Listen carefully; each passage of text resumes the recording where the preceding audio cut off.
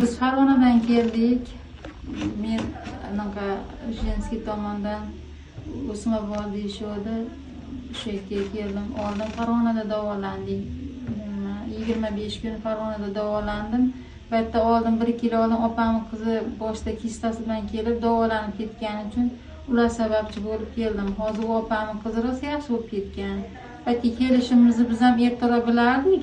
Boshda qo'rqib ketib darrov onkologga uchraganimiz uchun bizlargacha davolanib turib, endi baqa qolgan lecheniyani shu domlada davom ettirib, xudo xolasa shifo topib ketgani izlab keldim sizlarda. Men kelganimizga bugun 3-kun bo'ldi. U meni olgan nimalar lecheniyalarim o'timga ta'sir qildi. O'timda tosh bor edi-da, shuni hisobiga bir hafta qayd qildim.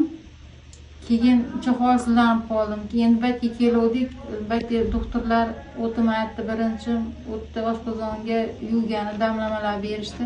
Mana bugun o'tlarim ham yo'g'im yengil. Bachadondek nimalarim yaxshi, o'zimga mana shu ichgan damlamalarimni rosa ixlos bilan, yaxshi niyat bilan ichyapman.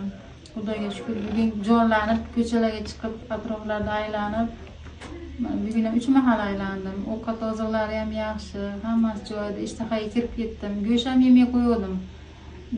Go'shtga ham og'zim tatib boryapti, ovqatlarga ham ichyapman bemalol.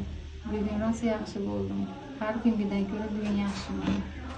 Qo'ldoshib qol. Ilohim mana shu yerda ishlayotganlar tan joylari sog' bo'lsin.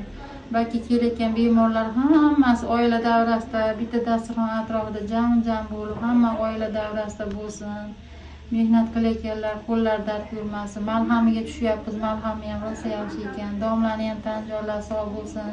Qo'lda ishlayotgan qizlari, ishchilar hammalari tan joylari sog' bo'lib, kelgan bemorlarga Alloh o'z shifoyi komilini bersin. Amin. Biz ham chiroyli yuz bilan oila davramizga borib, shutlarda yana Xudo xolasa kelib, biz yaxshimiz.